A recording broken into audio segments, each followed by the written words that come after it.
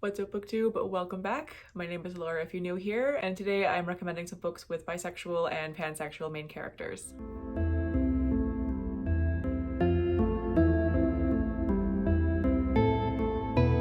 First of all, I finally got new lights for my bookshelf so you can actually see them again. I didn't realize how dead they were until like a couple of weeks ago, and then I just got too lazy to buy batteries. But that's exciting for me, at least. I don't know if you guys care, but I do. But anyways, happy Pride, everybody. Welcome to part 2 of my little mini series that I'm doing throughout the month, where I talk about books with characters from underrepresented LGBTQ plus identities. The first video I did was on trans and non-binary characters, and I will of course link that up above and as well as down below. And today's video is all about bisexual and pansexual characters. So some context for me: I am pansexual and non-binary. I use they them pronouns, and I'm mainly a fantasy and sci-fi reader, so most of the books that you'll find in here will be fantasy and sci-fi, with the odd like romance or contemporary here and there. Also, just side note, look at these earrings. I just got them a couple days ago, just in time for Pride. I'm obsessed. But I just had to show that since we're talking about Pride. But yeah, anyways, on to the actual books, the reason that you're here. So the first book that I'm talking about today is The Invisible Life of Addie LaRue by V.E. Schwab. I love this book so much. If you read fantasy books like whatsoever, you probably know what this book is. But basically this one is about a woman named Addie LaRue who was from France, I forget when, but a couple hundred years ago. And she was destined to live this life that most women had to live, where she just had to get married to a man, have children, and die. That was basically her life plan, which she did not want. She is a dreamer. She wanted adventure and life and to be able to enjoy the world. So she ended up making a deal with the devil to live until she no longer wanted to live, basically. But the twist on it is that she will never be able to leave a mark on the world, meaning that the second anybody turns away, she is out of their sight. They forget who she is. They forget that they ever met her, and she is just erased from existence. So this book is actually set in like our present timeline, but it also shows flashbacks of her life throughout the couple hundred years that she's been alive. And in our present day timeline, she's falling in love with a bookstore employee who is the first person ever to actually remember her name. She has no idea why he's the only person who's ever been able to know who she is, but she is not complaining. She's just running with it, and they're falling into this beautiful, really intense love. This book was so beautiful. Both of our main characters are bisexual, which I love so much. This was just wonderful. I loved the concept of this. This seemed like it would have been a really difficult book to write, but V. Schwab did an amazing job with it, and I'm just obsessed. Like, this book was an experience. It was so good, and if you haven't read it yet, you need to. Next up is One Last Stop by McQuiston. This one just came out on June 1st, so if you somehow haven't heard of it, it is about a woman who just moves to New York City, moved in with a couple of like really quirky roommates. Everybody is gay as hell. It's wonderful. She ends up developing a crush on this woman that she sees on the subway all the time, who is this like short-haired, punk rock looking, like leather jacket wearing Asian American woman who looks like she is right out of the 70s, and that is because she somehow got stuck in a blip in time, and she's been stuck on the subway for over 40 years. She can't leave the subway, and she has no memories. She has no idea who she is or how she got there. So these two characters end up spending time together trying to figure out how this is even possible and how to get her back to her proper time. But of course they fall in love along the way, and it results in a very complicated love story, as I'm sure you can imagine from that. But in this one, our main character is bisexual as well, and just like the entire cast of this is just so queer, and it was wonderful. Literally every character within the main character circle is queer in some way, and it was just this beautiful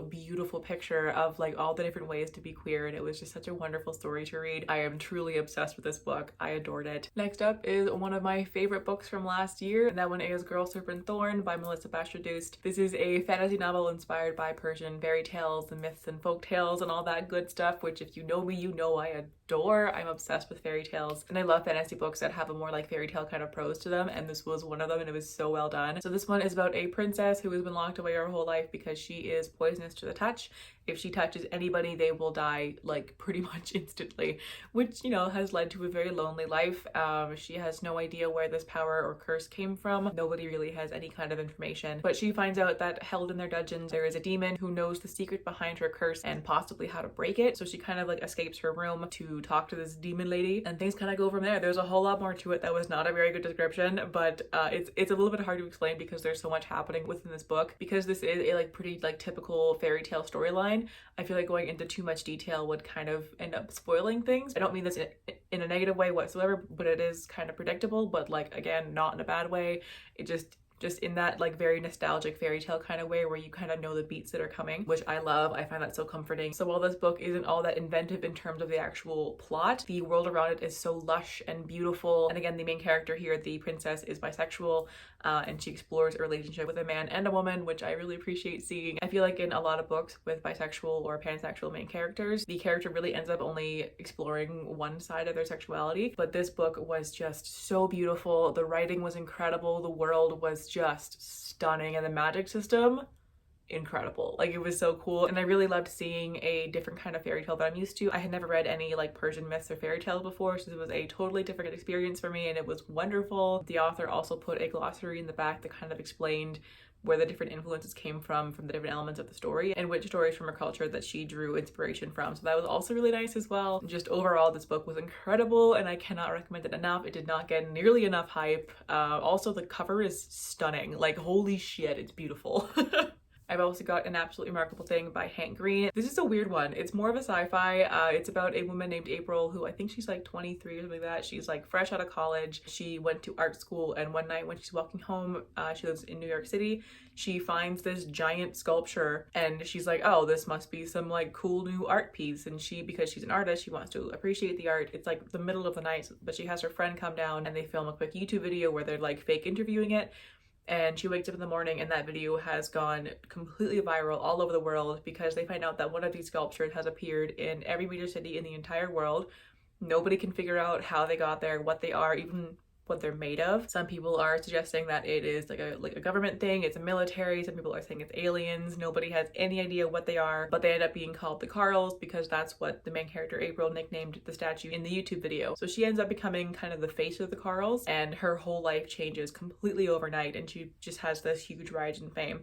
So while this book is about the Carls and these statues and the whole sci-fi plot there, it's mainly about how internet fame can change a person, which was really interesting because it's like it's more of a contemporary plot just kind of put into the sci-fi setting. So it was just a really weird book, but it worked so well and I really enjoyed it. But it also had some really interesting commentary on bisexual erasure. The main character is openly bisexual, but she's currently dating a woman. So when she gets famous, her PR team tells her that she has to start saying that she's a lesbian because according to them, being a lesbian is less confusing to the general public than being bisexual is. So there was some really interesting commentary there as well. And just overall, this book was really thought-provoking and like just so well done, especially considering that this was Hank Green's debut book. Like, this was incredible and so well done.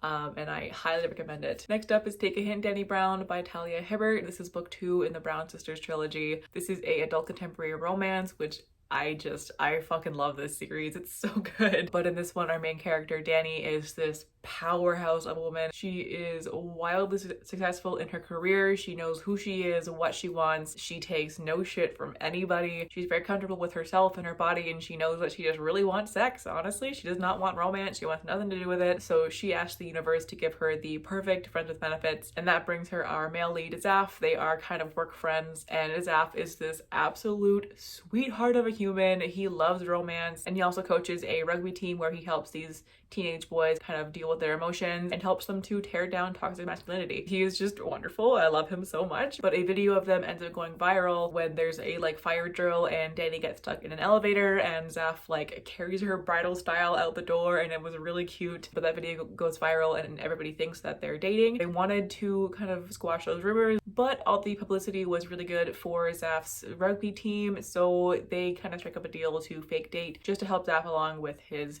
team. So it's for a good cause, but of course it's a romance novel, so they end up falling in love, of course, and it was just so wonderful. I loved everything about this one, especially Dani. Like if I could just have an ounce, just a single smidge of Dani's personality, I could run this fucking world. Like, Dani Brown is easily one of my favorite characters to ever exist. She became an instant fictional crush. I am just so in love with her. She's so cool. But yeah, this book is just incredible, as is the rest of the series. I haven't actually read the third book yet, but I'm sure it's just as good as the rest of them are. So I definitely recommend this one as well. Havenfall by Sara Holland takes place in the mountains of Colorado at this hotel inn type of thing that is actually kind of the like guard over these 4 different portals to different realms. And every year the leaders of these realms meet at the inn for a kind of summit thing just to discuss their politics and party and hang out with each other. The main character is, I believe, the niece of the owner of the hotel, and she desperately wants to one day take over the hotel once her uncle retires. So she's trying to learn how to kind of run things and like kind of be his apprentice. And in this year's summit,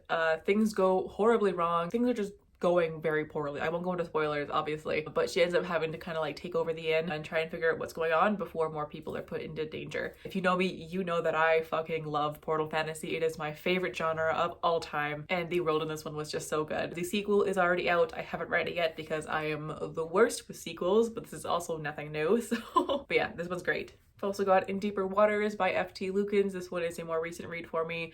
I did post a full review for it on my channel, so I will link that for you up above as well as down below. But this one is another like fairy tale kind of fantasy novel about a prince who's been hidden away his whole life because of his forbidden magic that he has that nobody can know, but of course there are rumors. So when he turns 16, he goes on his coming of age tour around the kingdom with his brother, where he meets this boy named Athlin who he has an instant connection with. But of course things go terribly wrong very quickly into an adventure when he is kidnapped by mercenary pirates who are holding him captive and torturing him to try and figure out if he actually does have magic or not, so that they can use him to start a war with the other kingdoms. This book had so many elements to it that I just love. There was the forbidden magic, a really interesting like magical system, a really cool lore. The world was awesome. There were mermaids and like different kinds of magical creatures. The writing was incredible, and like all the settings were so beautiful and just so vividly described that it was just stunning. And the main character here is bisexual, which like I feel like there is not nearly enough rep for bisexual men, so I love to see that, and it was just so wonderful. I loved it dearly. And the last book on this list is Scavenge the Stars by Tara Sim. This one is a gender-swapped retelling of The Count of Monte Cristo. I personally haven't read that one before, so I'm not too sure like how closely it follows the original story. Now this book is a little hard to explain because there is so much happening here. Like there's pirates, there's like gambling dens, there's like the like seedy underground of the city, there's like royalty involved, like there is so much happening here. But it was a really interesting world. The writing was fantastic, and this one also has a bisexual male main character, which again I love to see. So overall, even though I am just currently blanking on the entire plot of this book and I'm really not describing it accurately like whatsoever, I would definitely still recommend it. And I believe the sequel came out like pretty recently as well too. But anyways, that'll do it for this video today. Thank you all so much for watching. The next video in this series will be books with asexual and a spectrum characters in them, so if you have any recommendations that you would like me to talk about, please let me know in the comments. And if you've read any of the books that I've talked about today, please let me know as well. I would love to talk about them with you. But in the meantime, that'll do it for today's video, so thank you all so much for watching. I hope you're having a fantastic day wherever you are in the world, and I will catch you in the next one. Bye!